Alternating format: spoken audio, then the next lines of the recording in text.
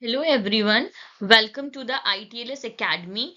Today we are going to discuss another topic in the series of food processing, and the topic that we are going to discuss is about the food processing by the hydrostatic pressure.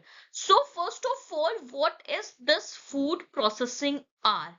Okay, suppose that if I ask you that, I will give you a wheat flour, and I asked you that are you eat that wheat flour or you convert that wheat flour into the edible product? So obviously you give the answer that you we have to convert that wheat flour into the edible product. Then after that conversion we have to consume it. So that conversion of the raw material, this wheat flour are what? Wheat flour are considered as a raw materials. Raw material. Okay, so for the conversion of that raw material, conversion of raw material into the edible product, that is known as a that food processing. Okay, food processing is like a very vast field. Like if you heat the milk, then that is also known as a food processing. Okay, because we cannot consume the milk directly due to the lots of microorganism. I'm talking about the fresh milk. Okay, we cannot consume that milk directly because of that presence of lots of the microorganism into it. So what we have to do, we have to process that milk before consumption. That processing is known as a food processing, and that food processing are of different methods. Okay, so here the method that we are going to use is a hydrostatic pressure. High hydrostatic pressure, which is known as a HHHP. So it is also come under the category of non-thermal processing, which means that we are not using any heat. We are not using any heat for that processing. For the processing, only we use what? Here the name suggested that we uses a high pressure. That high pressure inactivate the microorganisms present into the food product, and along with the microorganisms, enzymes are also inactivated by the high pressure. Here the pressure that we use is around 100 to 1000 MPa. Okay, so this microorganisms and microorganisms and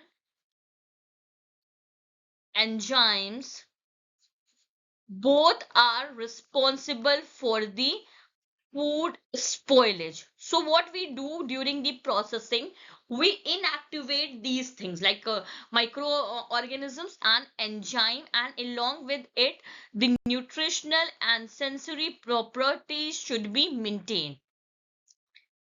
Principle of the high hydrostatic pressure.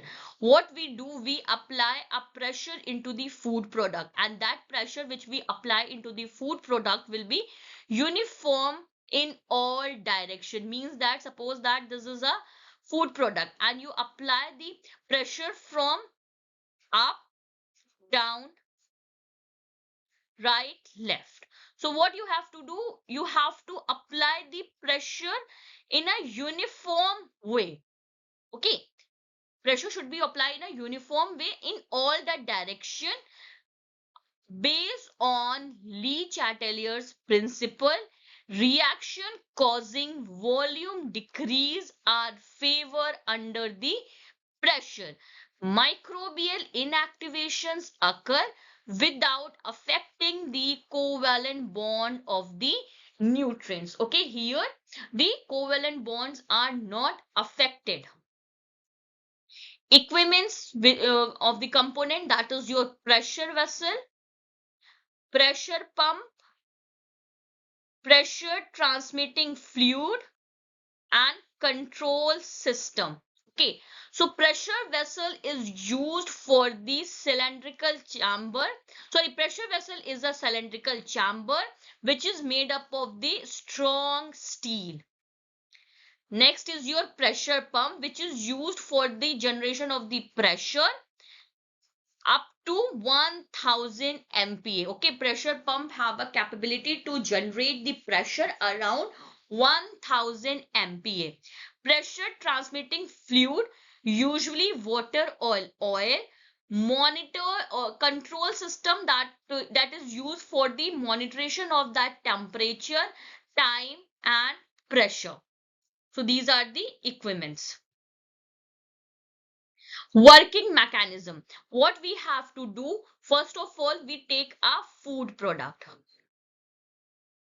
Then we seal that food product in a flexible manner.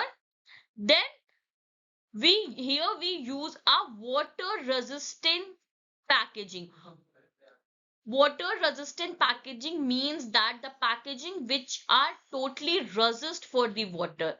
Then we place that food product in a fluid filled chamber. Suppose that this is your food product. Now what we have to do, we apply a like a water resistance packaging into it. Then we place that resistant packaging material into a fluid filled chamber. Then we apply a high pressure into it, and the pressure that apply into the food product is only for seconds to minute, and it is enough for destroying the microorganisms and also for the reduction of the enzyme activity. Pressure range and condition, like typically we use pressure around 100 to 16 MPa. The temperature range is around 25 to 40 degrees Celsius. That's why it come under the category of non-thermal method. Like in thermal method, what we do, we usually use a temperature above than 60 degrees Celsius. So here we can use a temperature only at the range of 40 to 25 to 40 degrees Celsius. Time, second to minutes. It totally depend upon the type of the product. Uniform pressure is ensure even the treatment. Effect on microorganisms. It causes the cell membrane disruption, protein denaturation and enzyme inactivation. Okay, here what happened when we apply a high pressure, so due to that high pressure the cell membrane disrupt and protein denature, and along with it the enzyme inactivate. It is very effective against the vegetative cells, spores and spores may survive, and due to which sometime it is required, there is a requirement for the combined heat treatment. But the heat treatment that we use in that time, the temperature of that heat treatment is very low. Effect of enzyme. Pressure modify the enzyme activity. Some are pressure resistant while other are inactivated. Okay, so there are some enzymes which are pressure resistant, but most of the are inactivate when we apply a high pressure, helping slow down spoilage reaction. Effect of food component. So obviously when we when we apply a high pressure, then there is a minimal change occur in their nutritive value. So here if we talk about the protein, then there is a minimal denaturation take place. Vitamin, excellent retention power. Pigments, natural color preserve. Flavor, fresh taste maintained. Application in a food industry. If we talk about the different industries of the food, then there is a different application. Like in fruit and juices, it retain the color and aroma. In meat product, tenderization and pathogen control. Seafood, inactivation of the spoilage bacteria. In dairy industry, yogurt and cheese production. Ready meals shelf life extension. Example, first example is your fruit juice preservation. Like we use a high pressure, then that high pressure is usually inactivate the spoilage microorganisms which are present into the juices, and along with it different enzymes are also inactivated which are responsible for the spoilage, like your pectin methylesterase, extending the shelf life while preserving that natural flavor and nutrients. Okay, next, meat and fish. Pressure break down the muscles fibers for tenderness.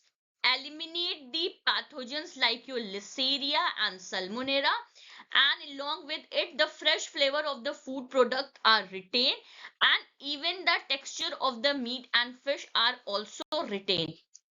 In dairy industry, it is used in a cheese ripening, yogurt production and milk pasteurization. Along with it, it is also used in the maintenance of the sensory quality of the dairy products and probiotic viability. Advantages, obviously, it is a non-thermal process due to which the nutrient retention power is high. Uniform pressure distribution, enhanced shelf life and safety, environmentally friendly, no chemical preservative is required. Limitation, high equipment cost, ineffective against a different spores forming bacteria without any heat environment, limited for the dry or porous food, required flexible packaging material.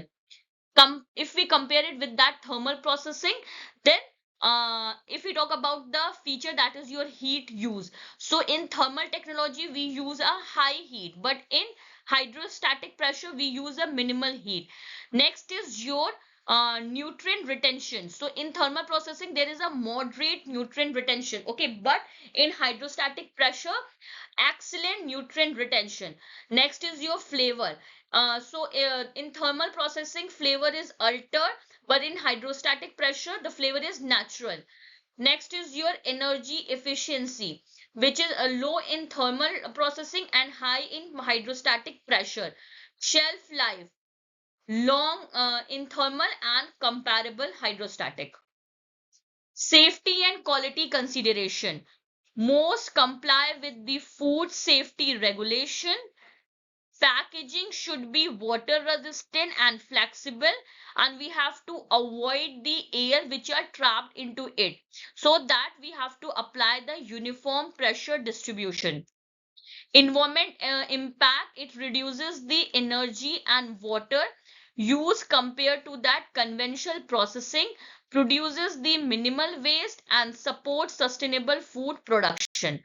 Future prospect, integration with the other technology like pulse electric field, ultrasound, development of spore control method, increase the automation and continuous flow system. Hydrostatic pressure processing is promising non-thermal technology which ensure the safety of the food product, and along with the safety of the food product, the quality of the food product are also maintained by the hydrostatic pressure. Even the freshness of the food product are also maintained. It also preserve the nutritive value of the food product and represent the future of that sustainable food preservation or food processing. So this is all about the hydrostatic pressure. I hope you will understand, but if you have any query related to this, you are free to ask me in a comment box, or for a further detail, you can follow the ITLS Academy on different platforms, that is Instagram, Facebook, Twitter, YouTube, WhatsApp and LinkedIn. And subscribe our channel ITLS Academy on YouTube and get our app from a Google Play. You can also ask your query to the helpline number that are already mentioned in your slide, that is 7080833450, and visit our website, that is www.itlsacademy.com. Thank you for watching. Please like, share and subscribe our channel.